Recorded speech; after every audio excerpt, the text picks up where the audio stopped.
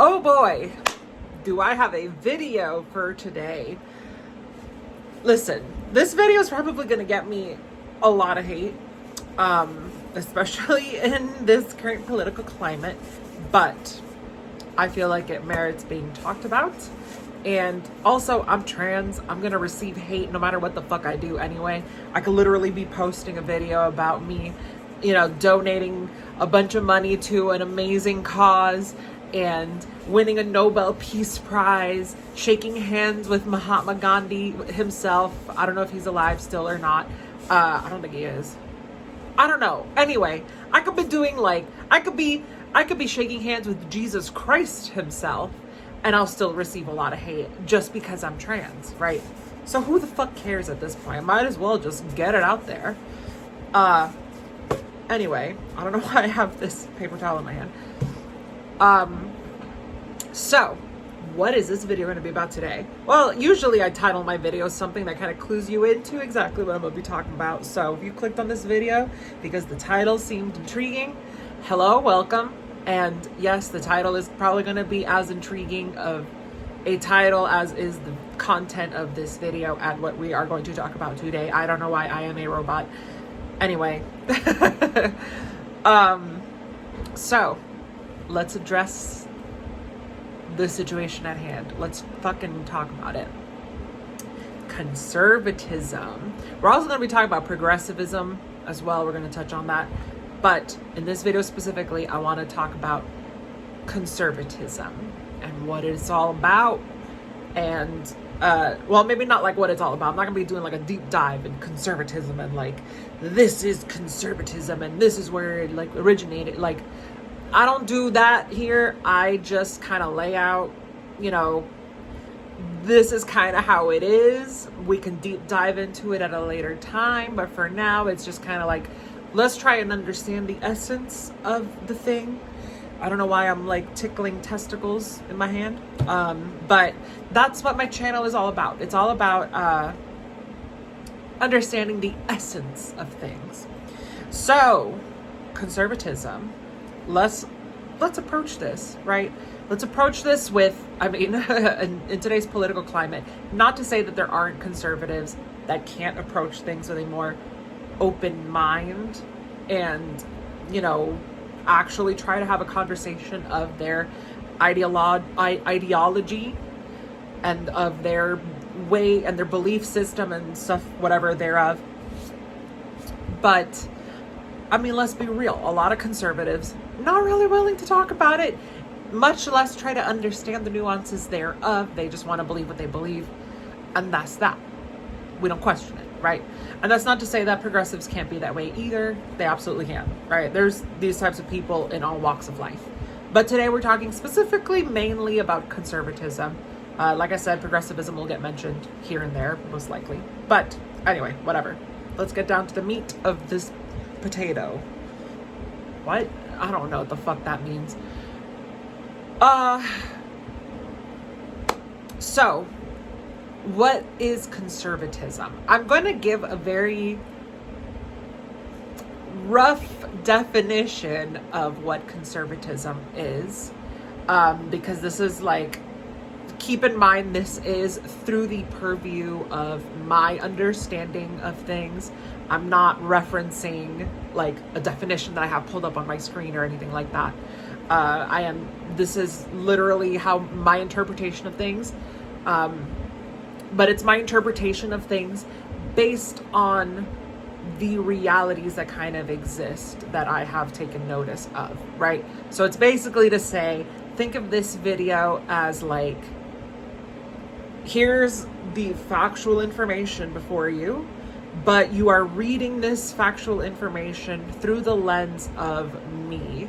By the way, I know my name on YouTube, I still have to change it, and maybe I'm probably going to try and change it by the time I post this video, so I don't know if this bears mentioning, but maybe to the people who saw what my name was beforehand, or if I'm not able to change my name on here. Yes, my name is still Jocelyn Leo on YouTube, if I'm not able to change it, or people who knew before I went by Jocelyn, but I'm kind of doing this thing now where I'm going by my middle name instead, so I'm going by Aurora instead of Jocelyn. So, all of that to basically say, I'm going to present you the information through the lens of Aurora. So it's through Aurora's lens that we are going to tackle this information. Anyway, 5 minutes into the video and we haven't even gotten any fucking where. So let's get down to business to defeat the Huns. No, to define what is conservatism. So, all right.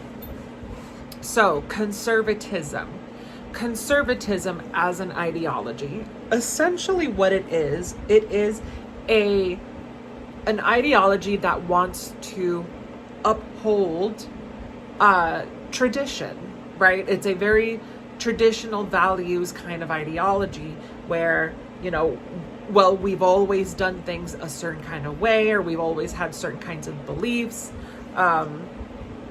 or, you know, we these kinds of things are kind of tried and true, so we're going to try and stick to them because they're comfortable, they're familiar, we know them, you know, there isn't a whole lot of change, there isn't a whole lot of, like, you know, there's not a whole lot going on. This is, like I said, it's tried and true, it's familiar, we know it works, we know it has stability, so on and so forth, right?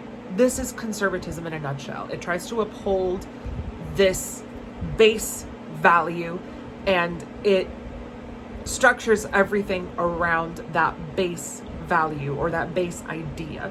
So think of conservatism as like, here is the traditional value on the ground. Everything that we kind of understand of existence is now going to get stacked on top of that base idea, right? That base value, that tradition, right? So this in and of itself is not a bad thing, right? And I really want to preface, before I really dig into it, I want to preface by saying, like all things in life, there is a balance, right? Good cannot exist if there isn't evil, right? Because what is good without evil? It's just neutral. It's just the thing, right? You can't really feel like you did something heroic. You can't really feel like you did something, like you accomplished something amazing and good, if there isn't evil to counteract that feeling, to give you that feeling of, wow, I feel accomplished. Because if you live in a world that doesn't have the evil in it, the things that make you feel accomplished wouldn't make you feel like they make you feel accomplished in this life because evil does exist. But in a life where it doesn't, it's not an accomplishment. It is just, we just do this because it you know, we just do, right? There's no real accomplishment to do it, right? It creates neutrality. And that creates a very boring society, right? With not a whole lot of creativity, right? So you kind of need evil to counteract the good, to bring life to these things that you are accomplishing, right? It brings life to creativity, for example. Usually the most creative works of art happen during the hardest times in history. That's why you have things like the Renaissance. Anyway, point is, you need to have balance. You need to have both this thing and this counter thing so that they can balance each other out. Because if you don't have one, this weighs down the whole system and then it's not balanced. So all of this to basically say, yes, withholding traditional values has its place in this world. It has its purpose, and it is an important one. However,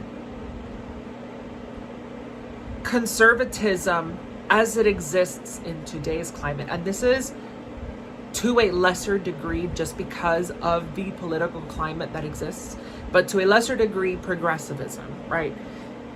When you have extreme conservatism, you get to the point where we are right now, which is basically fascism. Not basically, it is fascism, right? But when you have extreme progressivism, you have, I don't know what it would be called, but it is a form of authoritarianism as well. I guess it would be like communism in a way, but communism, I don't know. I'm not good with political, like, terminology and stuff like that. I just know a few things here and there. And given today's political climate, I'm familiarized with fascism, and also because of, Nazi Germany and all of that. Whatever, we don't need to get into all of that. But the point that I'm trying to make, when you go too extreme, either upholding traditional values, or you go too extreme in the opposite direction of, or seemingly opposite direction of, way too progressive, you get to basically the same kind of conclusion of authoritarianism. I guess I could use that, right? You get to the authoritarianism. People understand how when you go to the extreme fascist side, you get authoritarianism. They understand that, but a lot of people are not going to understand how that happens with progressivism. Well, the simple truth is progressivism always aims to improve upon itself. That's kind of the whole entire point, is to, if we have a system in place, if we find a new system, get rid of that old shit and bring in this new system, right? But the problem with that is if it goes too far, you can start running into a problem where, you have this new system that kind of takes place, but the new system doesn't quite work for everybody. But if you have a very progressively minded person in power who is going to do everything in their power to get to where they want to go to bring unity, to bring, that kind of energy of like, we're going to progress, we're going to progress, we're going to progress.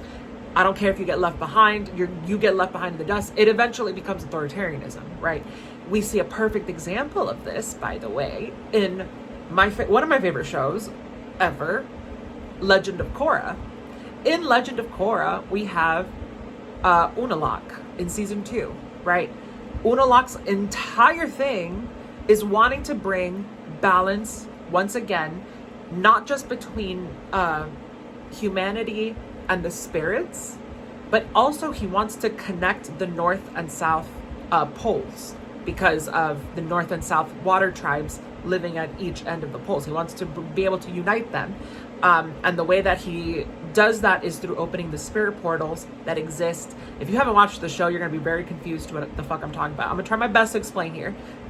He opens the spirit portals that are on either end of the planet. And those spirit portals allow for you to be able to traverse between the poles in a matter of seconds. Because you enter one portal and then just, a few hundred feet in front of you is the other portal that leads you to this side. And those, when you enter the portals, basically there's portals to the spirit world. And in the spirit world, the two hemispheres kind of exist side by side like that. And it's an easy way to kind of, go back and forth between the North and the South. I hope I did a good job explaining it. But if you really want to understand this analogy, go watch videos that explains it. They'll do a much better job explaining it. The whole point of this video is not to explain that. So I'm trying to quickly get the gist of it. But anyway, the point that I'm trying to make is that Unalaq in the show, his entire thing is to bring unity, to connect people, to connect the spirits and the humans, to align everybody together. The problem is that he gets so lost in this idea of a perfect world between light and darkness and good and evil and this whole unity thing that he eventually just becomes authoritarian in his approach, right? It's a very, very good example of progressivism kind of gone too far, is the point that I'm trying to make. So you have these two ends of the same spectrum, and people like to think of them as diametrically opposed to one another. The problem is that they're kind of just two halves of the same coin, right?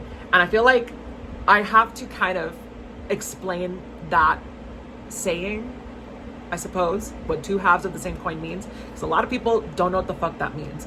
A lot of people use it very incorrectly. They think opposites, and they're not at all whatever. Two sides of the same coin means that they go in opposite directions but do the exact same thing. They result in the same thing, right? So in this case, it's conservatism. If it's led to its own devices and it gets to the extreme end of things, it becomes authoritarianism. And progressivism, same thing. If it gets left to its own devices and goes to the far extreme, it becomes authoritarianism. But in this video, we're going to kind of focus more on conservatism. And then in another video, we'll do more of a little bit of a dive into progressivism. But conservatism, right? Conservatism, like I explained, as an ideology, it is to uphold traditional values, right? And like I said, holding these traditional values has its place. It has its merit. It's a way to kind of balance progressive ideals as a way to kind of, it's like checks and balances, right? And progressivism does the same thing for conservatism. It's checks and balances. They do checks and balances for each other. You kind of need both to balance each other out, which is the whole point of what I've been talking about. But conservatism, the way that it gets to authoritarianism is you withhold traditional values and you do so by basically forcing it onto a country or whatever the fuck the situation may be, right? I think we all know kind of how that works, right? Because we're kind of, it's happening in real time. One of the biggest issues with conservatism, though, is its lack of foresight, right? This is what happened during Hitler's regime, and it's probably what's going to happen now, is there's a very severe lack of foresight because it's not about progressive ideals at all. It's not thinking the future. It's always thinking, how were things in the past? You know, how were things before? Let's go back to that, because it's all about holding those traditional values. So the issue that it runs into is there's no clear directive, right? Not only do they not see things in that future sense because it's all about holding traditional value, but also, what the fuck does traditional values even mean, right? Depending on who you ask, you will get a different answer to that. If you ask, a predominantly Jewish community, what are traditional values to you? They'll give you a set of few answers or whatever. But then if you ask the same question to a predominantly Christian community, what are some traditional values? They'll give you probably very different answers to what the Jewish community gave you, right? And these are real, traditional values can change depending on religious affiliation, your cultural background. It can change where you grew up geographically. There's way too many nuances in what is traditional value, that when you have people that lean in on that ideology of wanting to uphold traditional values, this is why you run into all these different subgroups of it. And this is why you can't agree on anything. This is why we're kind of seeing that, there are people, we know the MAGA people, we know what they're all about. But then you have people that are like on that side but don't fully agree with MAGA, and then you have people that don't agree at all with MAGA. Then you have people that are upset that they're not extreme enough, and like you have all these different subgroups within that group of conservatism because of this reason, because traditional values changes depending on who the fuck you ask, right? And that is one of the biggest issues with it. And this is why, like I have been saying, you need progressivism, because progressivism will be that counteracting balance. It'll be the checks and balances for that conservatism. What are the traditional values that we need to be upholding? Well, these traditional values are outdated because look at the new data that's being presented. Look what we have been able to find out. So we have to update the system or get rid of it entirely, right? This is kind of the ebb and flow between these two ends.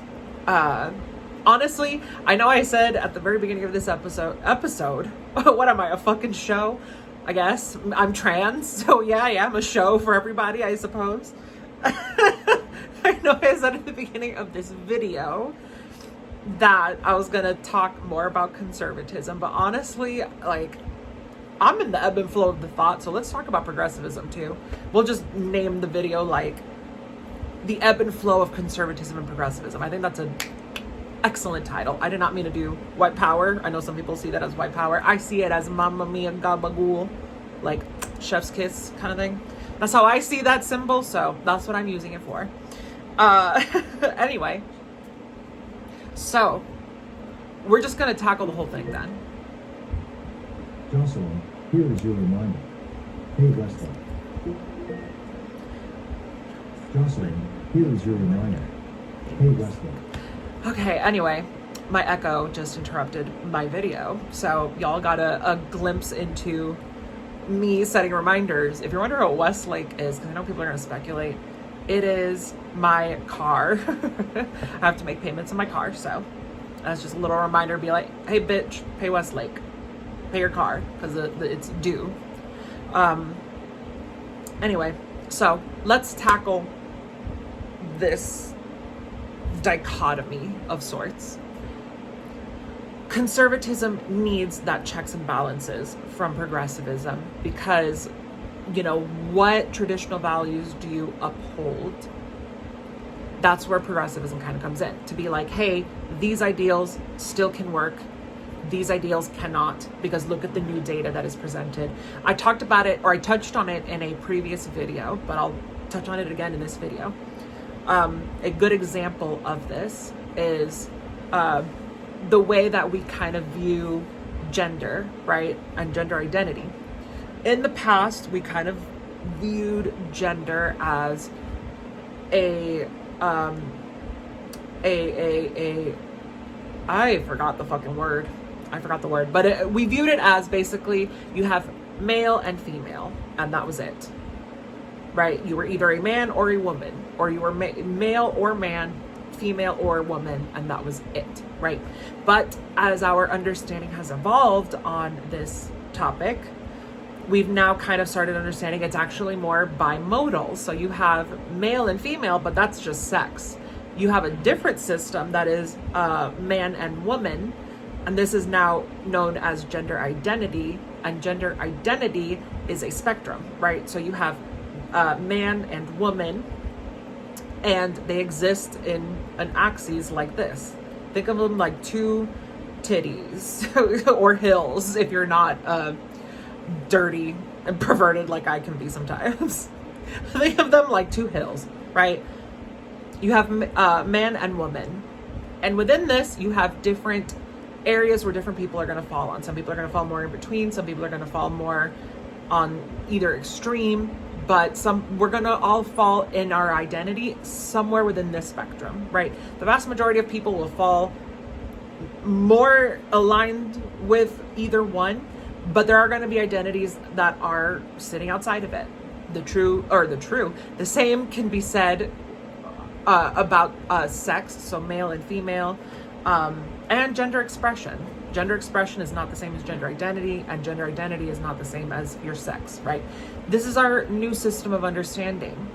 And in order to be able to progress and be able to have this new understanding and be able to work with it in society, you must get rid of the old. This is what progressivism does, right? It gives us this new system, and conservatism has to decide we're going to update our system to this new platform because this is what makes sense now, right? But if you get headstrong in the belief and you refuse to change and you try and keep the old system, you run into clashing, right? And this ties into, I want to mention it very briefly, this ties into the psychology of conservatism, right? Because the psychology of conservatism, it really, when you break down conservative ideology to its most fundamental form, the entire essence of what conservatism is, the psychology behind it, is what I'm referring to. It's basically a fear of change. It's a fear of the unknown. It is that makes me uncomfortable, therefore I reject that idea. And you need to be able to be balanced, right? Yes, a fear of the unknown can be a good thing because it gives you wits, right? It gives you that ability to not just jump headfirst into an unknown thing and potentially cause a lot of harm. It gives you that wisdom to kind of step back a little bit and be like, let's analyze this first before we jump into it. But if you don't balance yourself, it becomes a complete aversion to a new idea, right? This is the psychology behind conservatism and why conservatives kind of hold a lot of the beliefs that they hold. And with progressivism, like I briefly just mentioned, the extreme form of it is to just jump headfirst into things, not really take a step back and study it first. It's just like, that makes sense, let's go with it right now, immediately, right? Those are the extreme ends, right? But you need the conservatism's wisdom to kind of take you back to understand something first before you jump into it, before you implement it. And you need progressivism to be able to update old systems so that you do not become stagnant. Anyway, that is this video. I hope that it finds the right people. I know in today's political climate, especially naming my video, what I plan on naming it, you know, it's probably going to be like the ebb and flow of conservatism and progressivism or something along those lines. I know for a fact it's going to find the wrong people. I already mentioned I'm trans like 800 times in this video, and I know that there's going to be a lot of comments and a lot of stupidity going around, most likely. But I'm really hoping that this video finds the right people and that people can kind of get a glimpse into this natural ebb and flow between the two ideologies. I don't think it's healthy to be like, no, conservatism completely in and of itself is not a good thing and it's no good and we must eradicate it completely. Just as much as it's not healthy to say the same thing about progressivism, right? You need both. You need to balance. Everything in this life is about balance. Light cannot exist without dark, as much as dark cannot exist without light. You know, good, like I said, good and evil cannot exist without each other. You cannot have one thing without the other if those two things need each other in order to even exist, right? Think of the color spectrum, black and white. They seem like opposites, but they need each other in order to exist, right? So, because white, I'll explain why. Because white is basically the absence of color. It's you draw a black square and you erase it and erase it and erase it and erase it enough, it becomes a white square.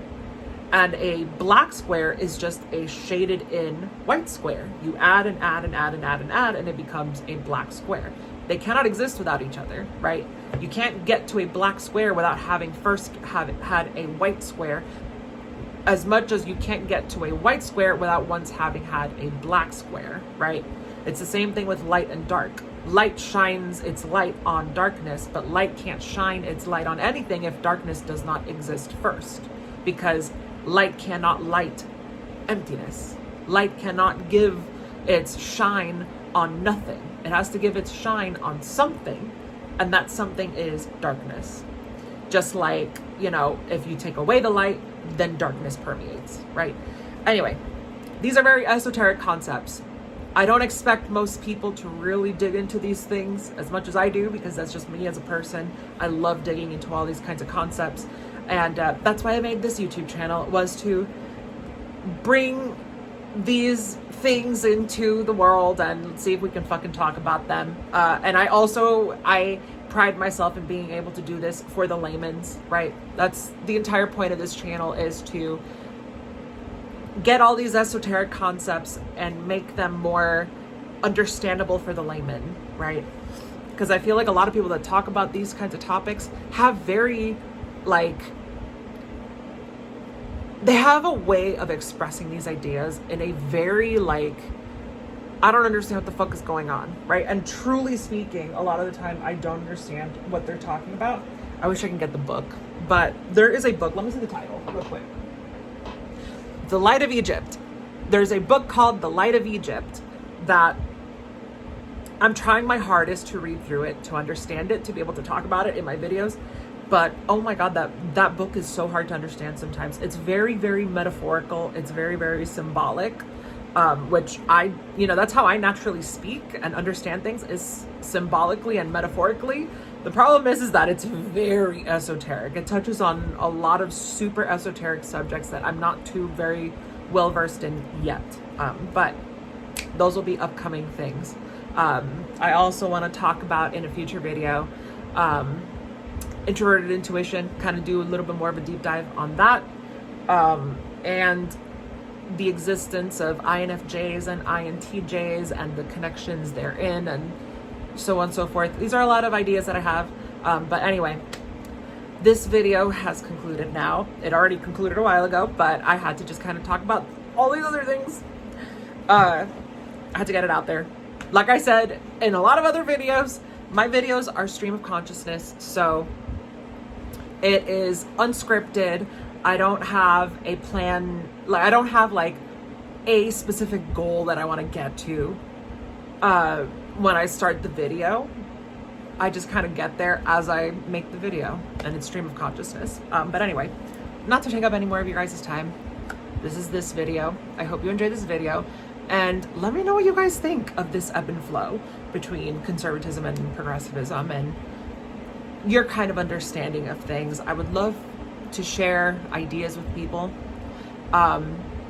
Even though I know there's gonna be fucking trolls, people are gonna make fun of me. I'm a man, they're gonna say I'm a man. They're gonna call me Shrek. I think in one of my previous videos, it was actually a really funny comment. Someone left a comment saying that this new version of Shrek at least has normal hands. And I'm like, honestly, thank you for acknowledging my normal hands, because I have dysphoria over my hands at times. So getting that acknowledgement, honestly, it means a lot. Anyway, I'll catch you guys in the next video. As always, we don't end my videos unless I do it. Up, down, left, right, pink and blue, Dance Dance Revolution, wherever that subscribe button may be for you. And yeah, also give the video a like. It'll be somewhere down there. Thumbs up. And yeah, I'll catch you guys in another video. Bye.